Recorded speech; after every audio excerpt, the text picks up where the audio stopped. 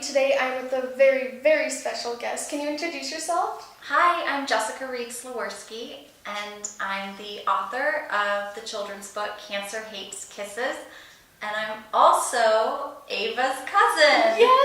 Yes, it's always great to interview family members. I'm so lucky to have such a talented family in every aspect. We've got actors in the family, we've got writers in the family. It's really a total package. So thank you for joining me today.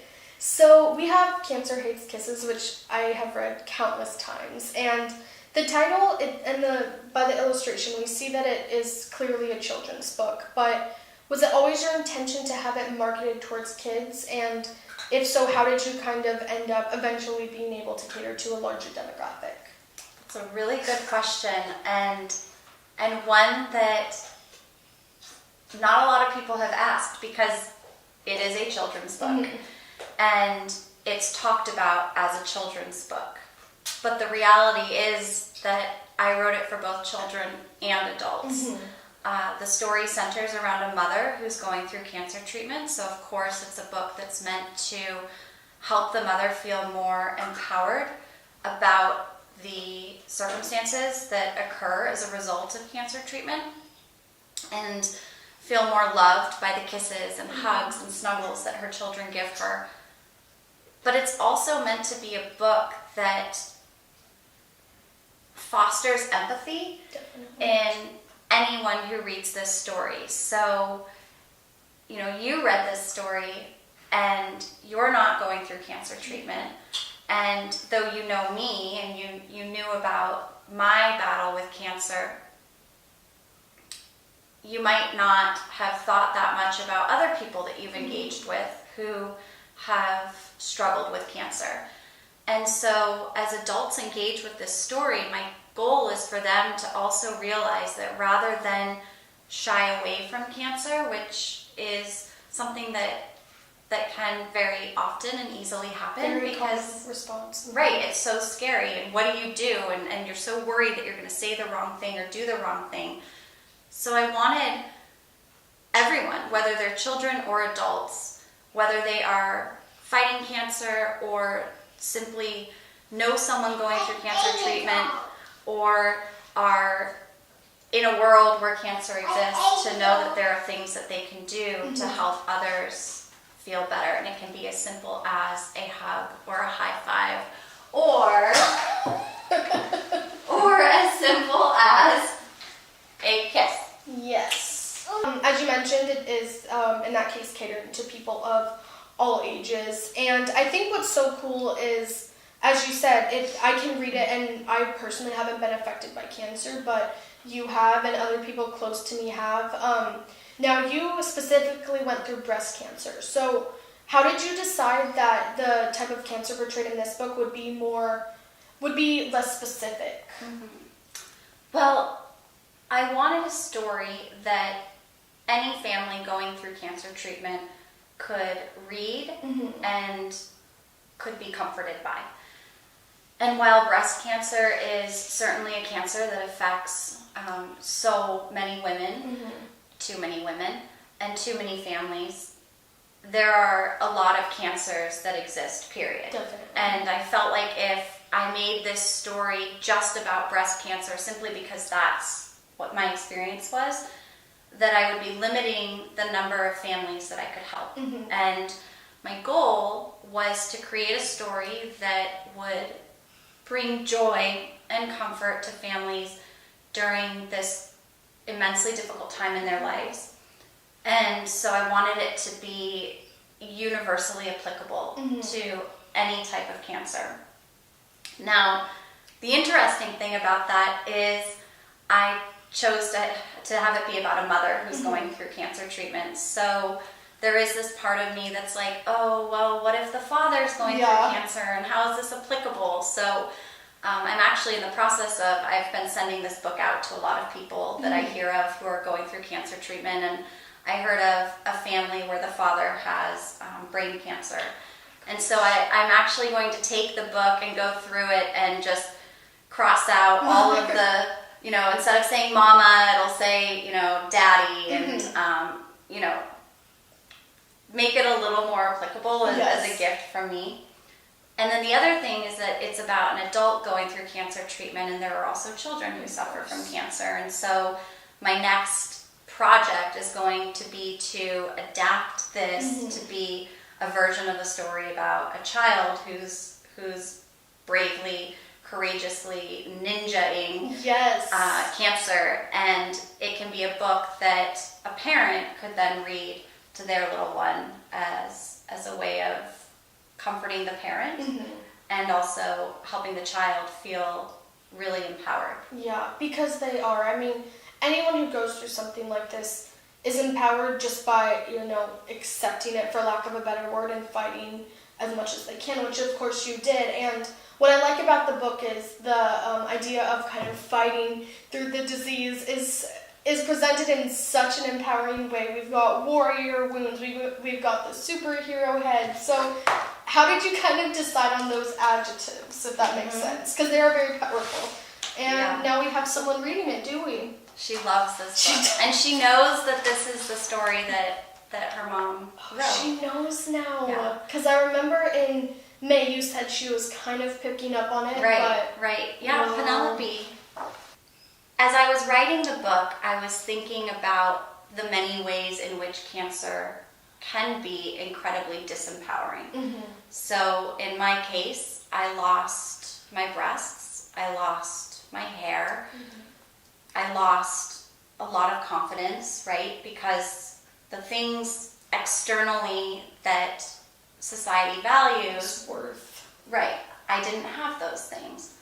And yet, despite that, I felt this fire inside of me and this strength that I had never known before. And I started to have this narrative in my head around, I am a cancer-fighting superhero. Mama is a cancer-fighting superhero. And believe me, there were many days when I did not feel like a superhero. And I even talk in the story about how there are times when the children sees the mother exhausted and sad, because that's real, that's cancer.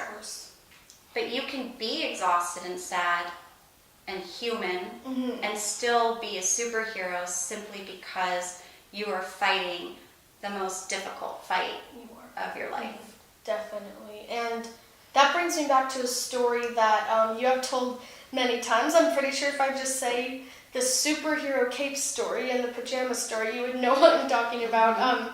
Can you speak a little bit of about that? Because I think that is one of the most powerful examples of how this book has helped another family. Yeah, and that was my whole goal. I wanted to take my experience and be able to make meaning out of a tragedy in my own life in order to selfishly help myself heal and help myself feel like, okay, this happened for a reason. I can now accept that I went through what I went through so that I could create this story to help other families. And the thing that has been so amazing is the feedback I've gotten from other women who are going through cancer treatment, or the daughters of women who've gone through cancer treatment, who've bought this book for their moms, even if their moms went through cancer treatment many years ago, just as a reminder that you are a cancer-fighting superhero.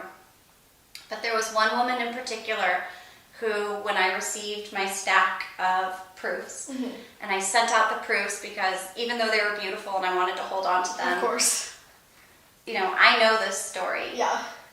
But there are a lot of people who needed it and couldn't wait several months for the book to be available for purchase. And so I sent out the book, and there was one woman who wrote to me and said that she had the book and it was just sitting on the table, kind of like we are now.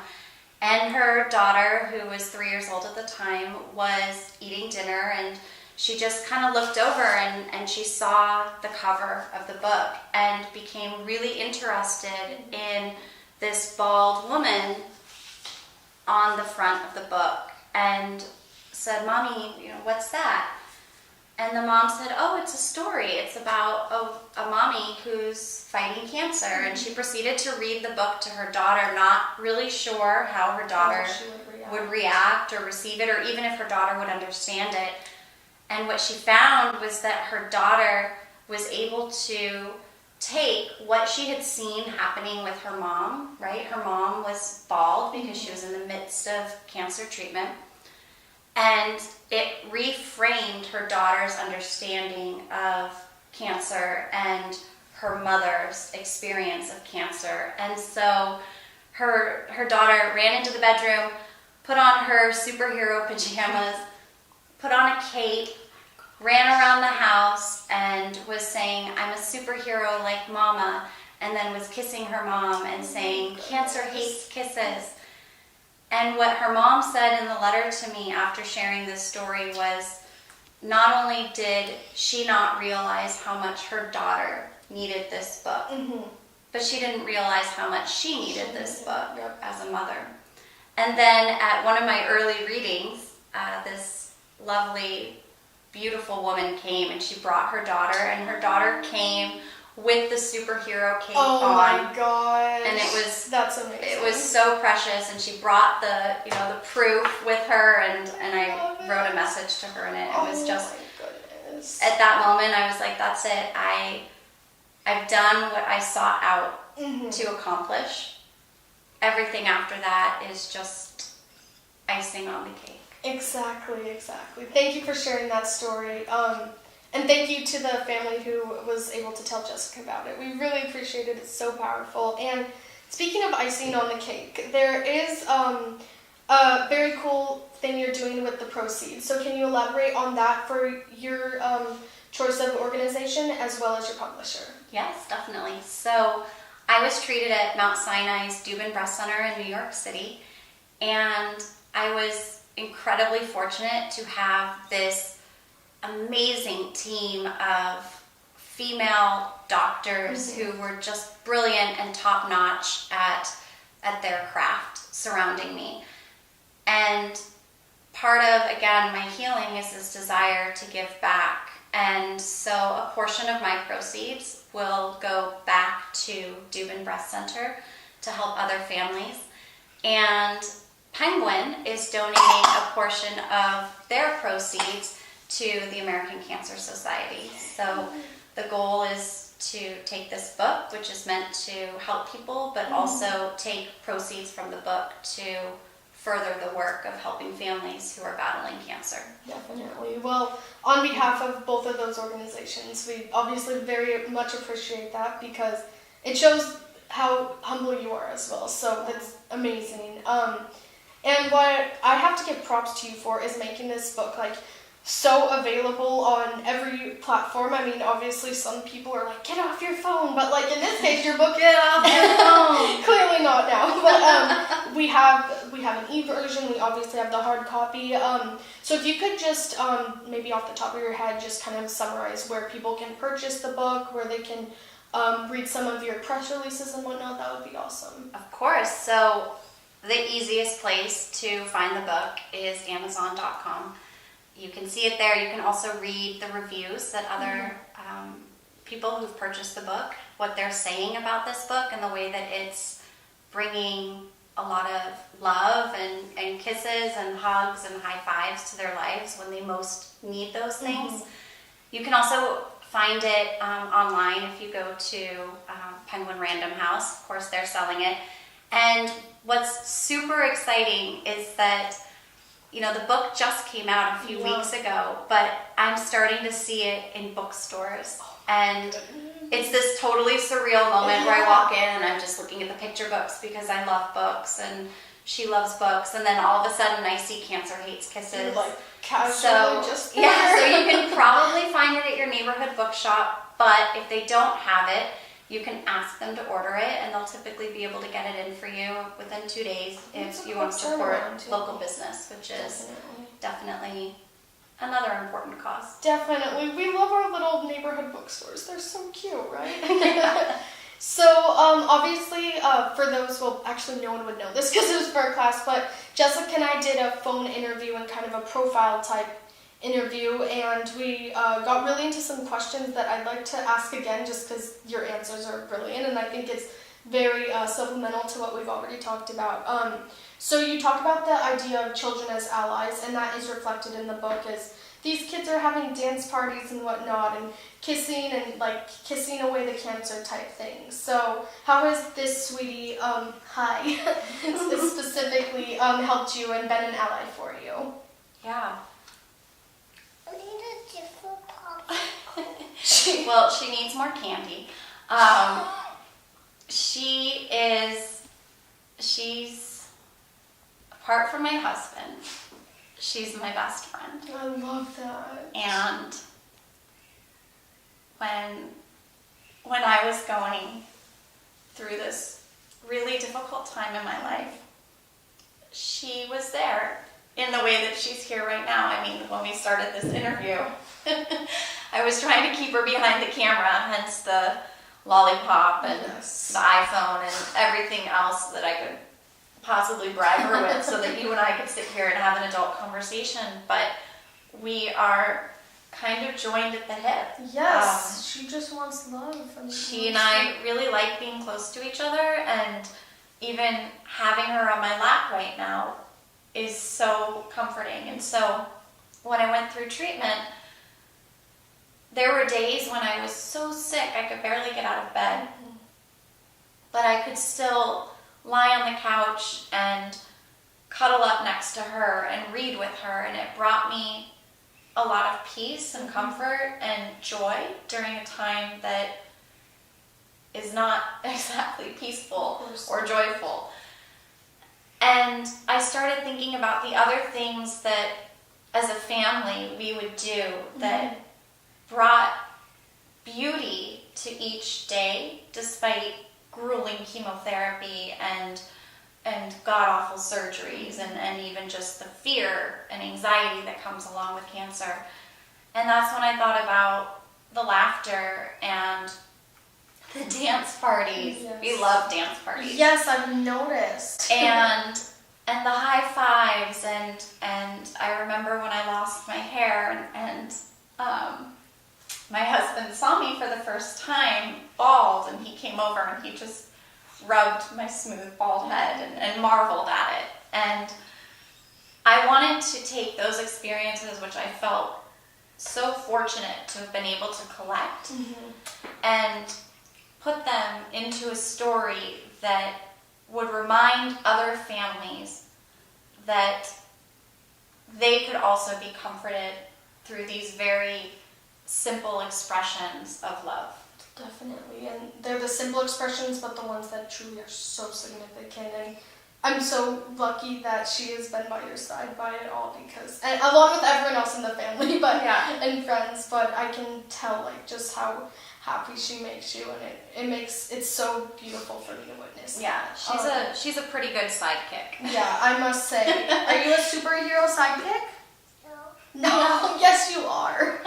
She's like, I'm busy. I'm watching the phone with no volume on. I never get any screen time, so I'm gonna just focus on this. I mean, she's creative enough to guess what they're saying or imagine what the situation is. She's inventing a dialogue. in her I'm own sure head, she is. which I'm is sure probably she is. much better than whatever is in that cartoon. Yeah, definitely.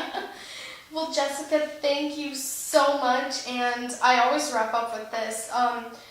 Can you shout out your social media links? The best place to go and get all things Cancer Hates Kisses is the Facebook page that I just started.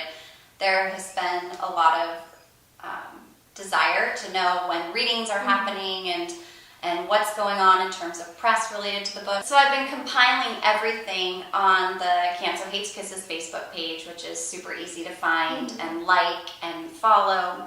And then you will see everything. You'll see this beautiful piece that was written by Nara Schoenberg with the Chicago Tribune. And you'll see, I did a Facebook Live event where I read aloud the story and talked about it. You'll see this interview. And then everything related to upcoming events and readings. Awesome. Well, thank you so much. And another last thing that I just want to kind of recognize you for is you're truly so connected with the families that are reading this book. I mean, you could just kind of stay back and just have your team do everything for you and have it marketed and whatnot, which obviously they're doing, but you truly are willing to have a personal connection with a lot of these families and talk to them. So if you would be willing to give an email or something that maybe people can reach you at to talk. Yes. Actually, again, I'll direct you to the Facebook page. Yeah. It's the best place to go so that you don't get lost in the shuffle of all of my work emails. But if you go to the Facebook page and you send me a message, I would love to hear from you, and I would love to share my story with you. Cancer Hates Kisses. I promise it will bring just a little bit of joy during a time when you really need it. Yes. So please reach out. Yes. Oh my goodness. Well, Jessica, thank you so much. I'm so happy we worked this out. Like I said, it's great interviewing people who are truly the closest to me, and congratulations on everything. Thank you. Thanks for spending the day with me. I'm saying and I can't wait for our interview tomorrow as well, so be sure to look out for that too.